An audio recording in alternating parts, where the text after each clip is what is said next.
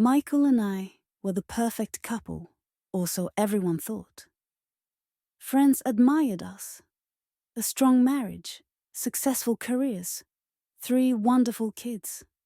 But behind the picture-perfect life, there was a truth only we knew. Our relationship had become routine, like we were running on autopilot, forgetting what it felt like to really feel.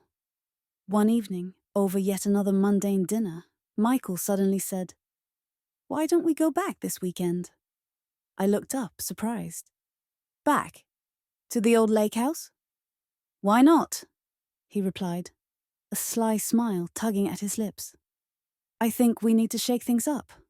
I hesitated. The idea seemed strange, almost impulsive, but it stirred something in me.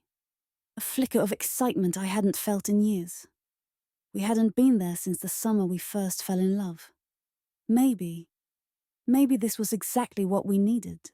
2 days later, we were on the winding road leading to the lake.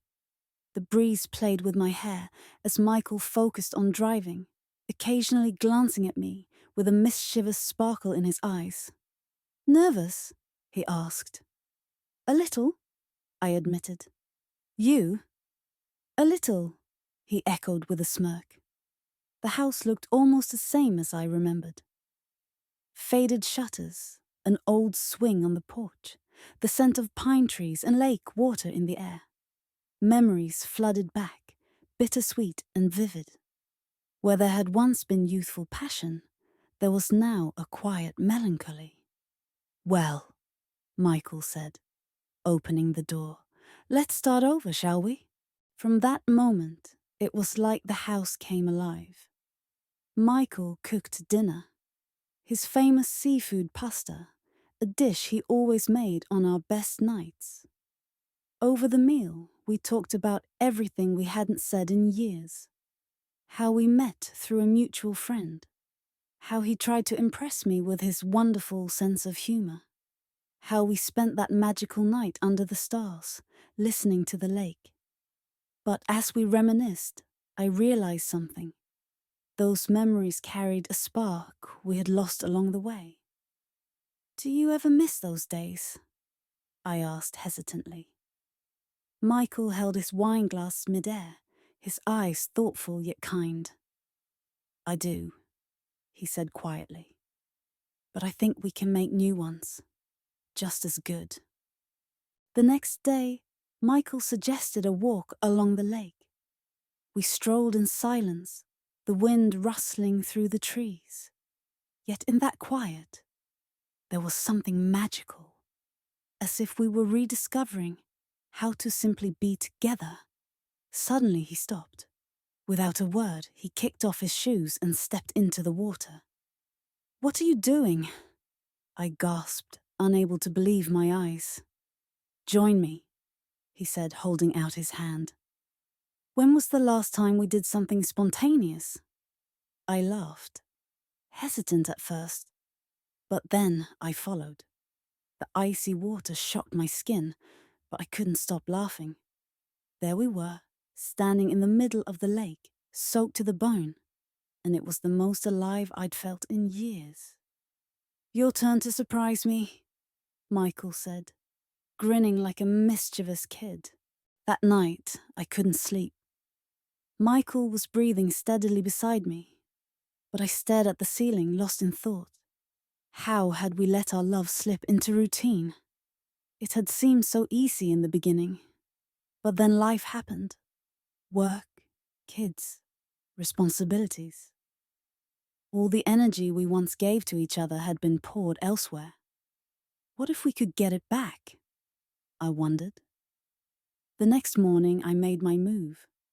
I woke up early, leaving Michael a note. "Find me."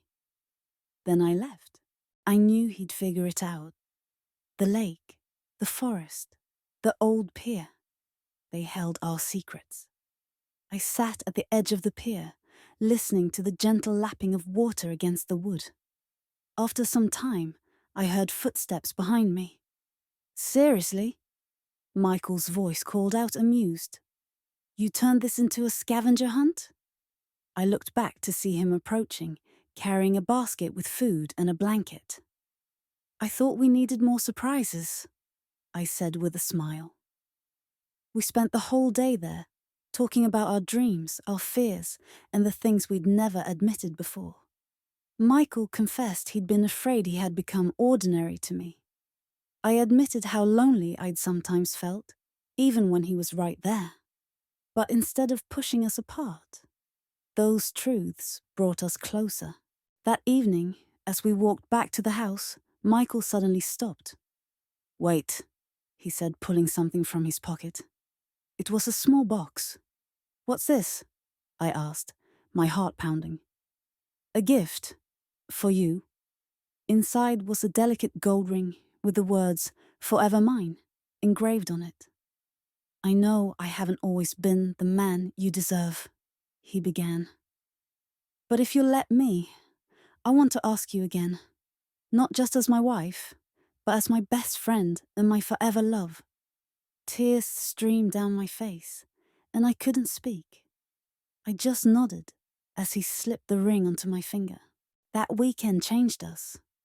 We returned home not just as a couple, but as two people who had rediscovered each other. The passion and emotion hadn't disappeared. They had just been waiting for us to reignite them.